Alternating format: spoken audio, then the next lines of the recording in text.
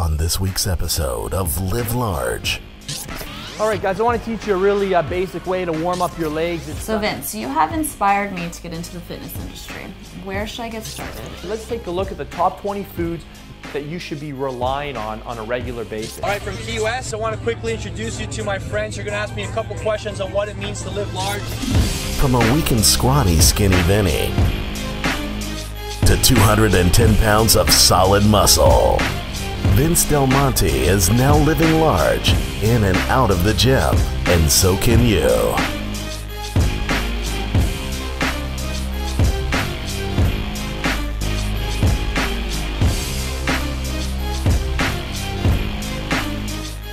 All right, guys, I want to teach you a really basic way to warm up your legs. It's sometimes when things sound really basic or simple, you end up ignoring them, but that's kind of a mistake.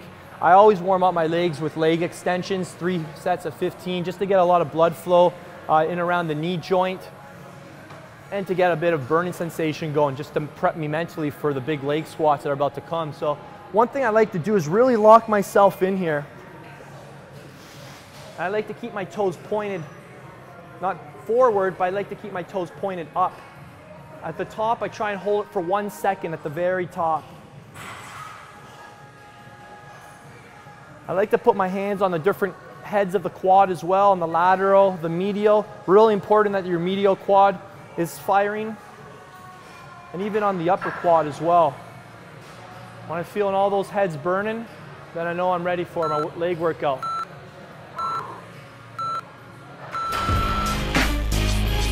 Welcome to Ask Vince. So Vince, you have inspired me to get into the fitness industry. Where should I get started, and where did you get started? The first thing you need to do is get certified. You're not going to get hired if you're not certified. I recommend the NSCA, probably the best certification program you can go with.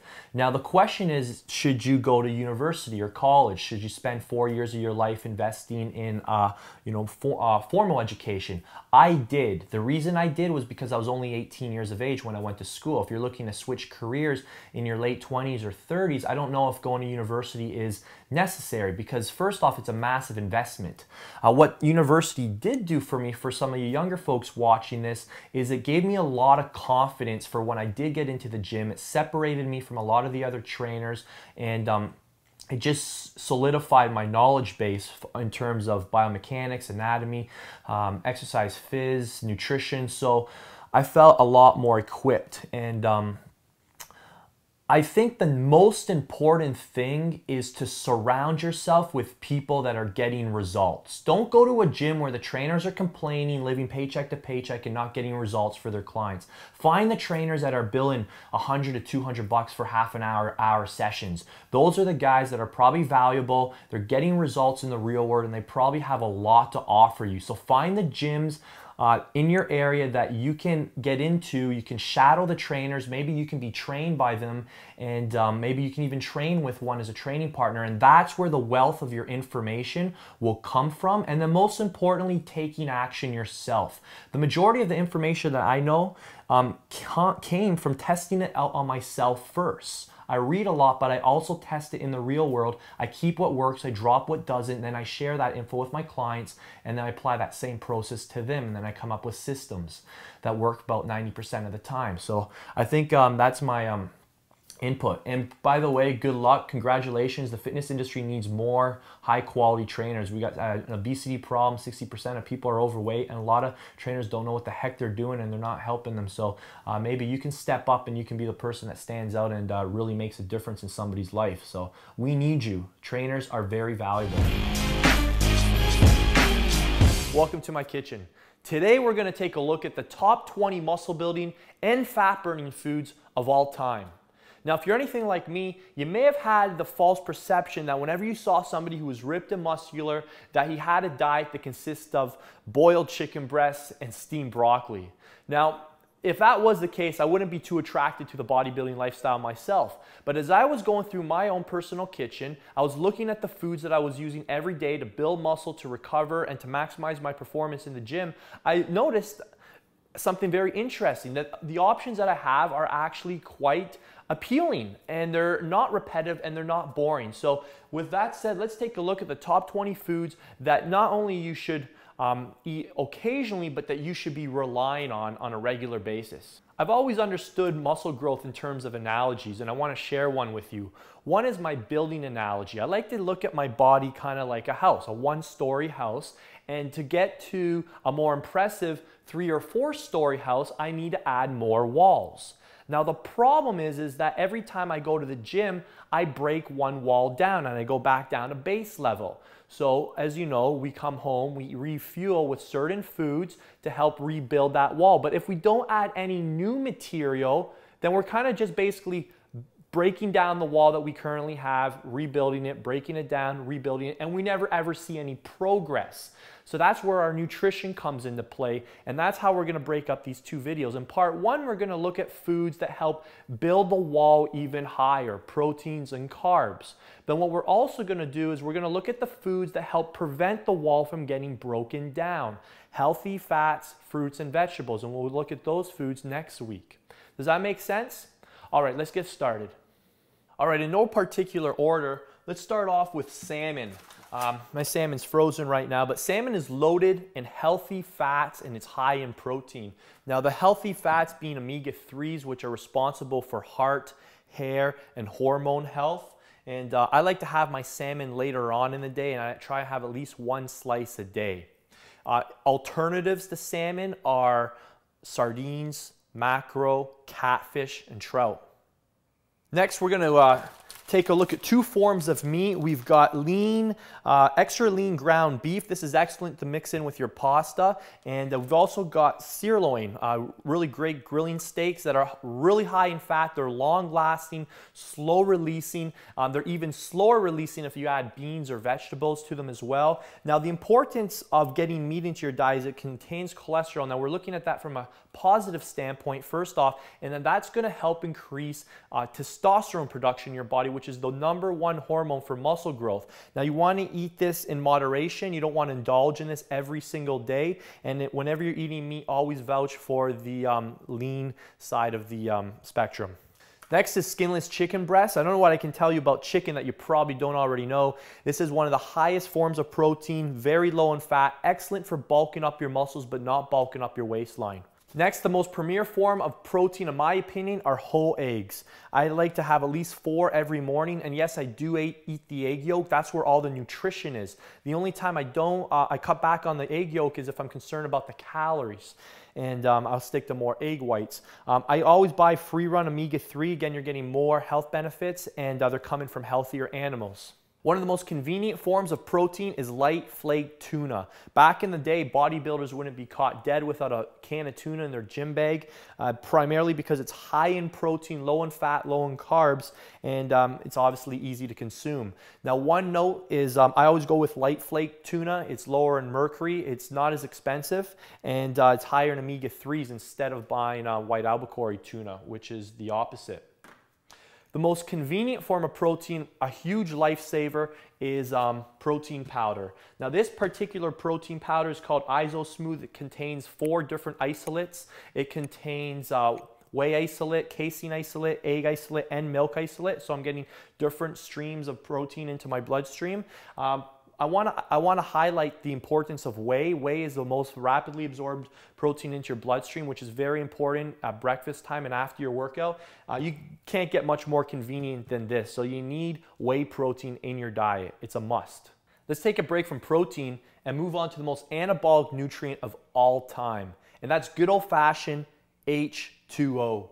Now what I've got here is a 4-liter jug of water to show you what you should be consuming every single day minimum, especially if you're 200 pounds and above. Now, as you probably know, your body consists of 70% water, and you can't go longer than 3 or 4 days without it, so that should tell you something. The take-home message here is you cannot build muscle in a dehydrated state. That's how critical this nutrient is. You also can't build muscle and burn fat without complex carbohydrates, specifically ones that are slow releasing and long lasting. Now I want to highlight the ones I rely on the most. Number 1 are yams. Whether you've had 1, 10, or 100, keep eating more. Yams are one of the most powerful muscle building complex carbohydrates of all time. They're low with vitamins, minerals, fiber. They're long-lasting, slow-releasing, and if you put some cinnamon on them like my wife does for me, they taste amazing as well.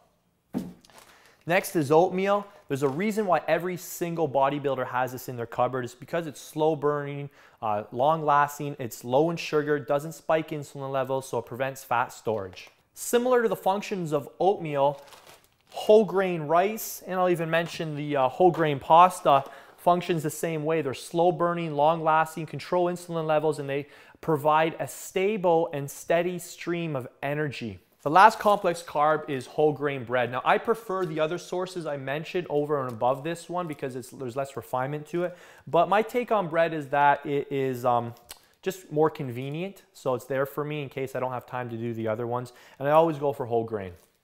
So there you go, proteins and carbs. Those are two of the foods that are gonna play a role in building new walls to your house to allow you to get bigger and more impressive. Next week, we'll take a look at the foods that are going to help prevent those walls from getting stripped down and maintain them so that you can continue to build quicker. And those are the foods called fruits, vegetables, and healthy fats. Hey, what's up, guys? I want to quickly introduce you to my friends. You're going to ask me a couple questions on what it means to live large. This is John Romanello, Dr. Kareem Samori, Jeff Siegel, Joe Marion. What do you guys want to ask me? So, first thing, how do you live large? How did you make the decision to live large? What does that mean for you? For me, it was wanting to have a big impact, greater than myself. I wanted to reach more people than just inside the gym as I was a trainer. So I knew that to do that, I'd have to get my information online so that I could reach. There was basically no gatekeepers when I put my stuff on the internet. Okay. Tell me about how living large means controlling your own destiny. That's a great question. I think you just start with the end in mind, and you know, my mission is to reach 1 million skinny guys by the year 2020, and knowing that, I basically had to establish myself as an authority figure. I had to transform my own body, and then I had to be living proof, and then that's allowed me to inspire other people to believe in themselves, to duplicate my own success. All right, well, I got one question for you, Vince. You know, a lot of people want to emphasize either building up the positives or knocking down the negatives. What do you think is more important and why? I think when you're looking at the risk-reward equation, you know, there's always going to be risks when you're going after something worth pursuing. It's never going to be easy, so you're going to have to accept there's going to be risk involved. There's going to be criticism, critique. You know, people are going to say things that aren't going to be comfortable, but you have to keep your eyes on the greater picture, and you know, I think that's the reward of transforming lives. It's worth it. So accentuate the positive and don't worry so much about the negative. Absolutely. One final question, Joe Marion. Yes. How about we leave it off by giving them one action step? What would you say is one action step that people who are watching the close of this TV show, or this episode, that they have something actionable that they can go do? So starting right now, as soon as they close their computer screen, they can start making a bigger impact. I think the first thing is you need a clear vision of what you want and what you're going after. So you need to know the end result, the final outcome. What does the finish line look like? So I always knew I wanted to have a lifestyle that involved hanging out with my closest friends, being able to do what I wanted. So I knew I had to take steps towards that. So figure out, you always got to start with the end in mind and then work backwards. So you know, start thinking big. That's all I can encourage you to do, and hang out with people that are thinking big as well. These guys are some of the biggest thinkers I've ever met. So it's easy to share my goals with them because they're going to reaffirm them and they're going to build them up. These guys don't push me down. They put me up on a pedestal and get me to believe in myself. So hang around with people that believe in you, and that will just accelerate the process. Right Great on. stuff. All right, from Key West, see you next time. Thanks a lot, guys. On next week's episode of Live Large. I'm going to teach you an exercise I learned from MMA fighters, and it's how they warm up their shoulders before some of their wrestling workouts. What do you do to stay motivated? We're going to be continuing to talk about the top muscle building and fat burning foods. Guys, living large is getting outside of your comfort zone. Experience Live Large with Vince Delmonte. Next Monday at 7 p.m. Eastern, only on YouTube. Click subscribe so you don't miss a single episode. Don't forget to show some love and click the like and share button.